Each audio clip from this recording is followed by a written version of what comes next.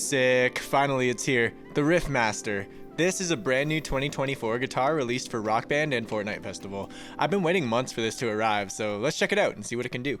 Checking out the box, it's good for lefties or righties, just like every single other guitar ever released. Also, like every other guitar ever released, there's a shoulder strap. This guitar is collapsible though, which is pretty sweet for real. I'll show you that in a sec. For the first time ever, there's a headphone port on this guy, which should help solve a lot of issues with audio lag. You'll still have video lag though, and this actually causes one more extreme problem later that I'll tell you about.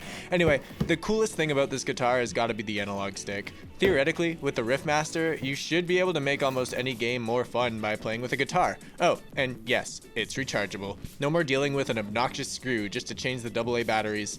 Before you even open the box, you just know the build quality of this thing is going to be phenomenal just from the quality of this tape.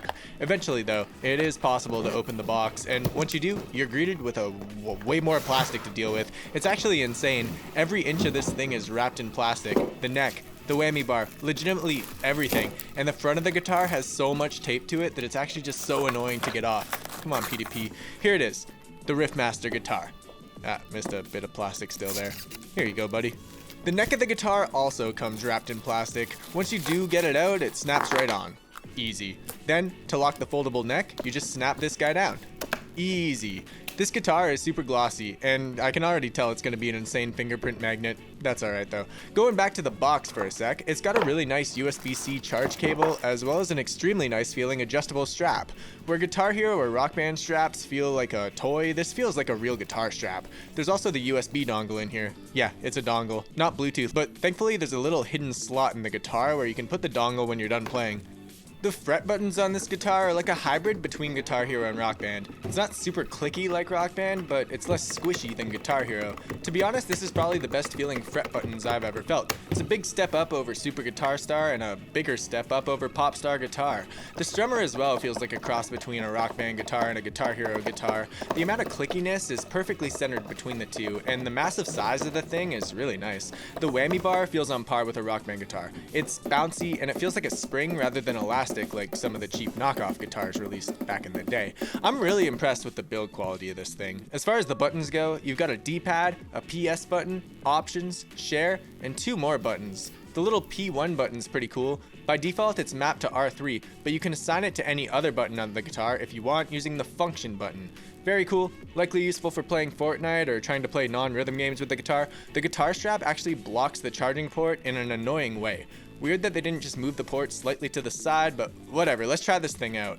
Heading over to the Clone Hero machine, you just gotta plug this little USB in and we're officially golden. Right out of the gate, we've got a couple little issues with this guy. Have you ever plugged in a PS5 controller into your PC with a USB? You know how your Windows automatically defaults the audio device to the controller speaker? Well, this guitar does too. That means every time you plug in this USB, you have to go to your audio settings and set your main speakers as the default again, or disable it. I hate Windows so much. Likewise, if you're playing Clone Hero or Fortfest while Steam is opened in the background, the home button is obviously mapped to the home button in Steam, so you can't assign that as a button unless you close Steam. And if you don't close Steam and accidentally push it, Big Picture mode opens up mid-gameplay. Life would be so much better if everything just released on Steam and the Epic Game Store didn't exist. I also could not for the life of me get the whammy bar or the tilt function to work in either of these games. After reading up on it a bit, the tilt and whammy are just not supported on PC if you buy the PlayStation guitar.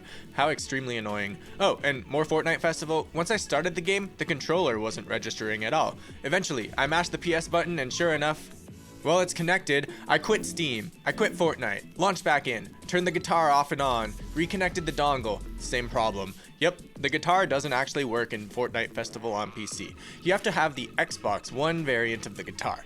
There's a workaround through installing a bunch of weird software from a GitHub, which supposedly works, but I gave up after a couple minutes of trying. I'm happy that I can add this guitar to the pile. It's been nearly 10 years since the last run of instruments were released, and it's sweet that people can play Rock Band and Clone Hero again. Well, if they have the Xbox variant. But from the missing camera and the microphone, the lack of Bluetooth, hijacking the audio output in Windows, it all just adds up to, I don't know. I guess I just expected more for the cost and the fact that we've had 10 years of technological advancement since the death of Mad Cats, you know? Anyway, subscribe and whatever. Love ya. Peace.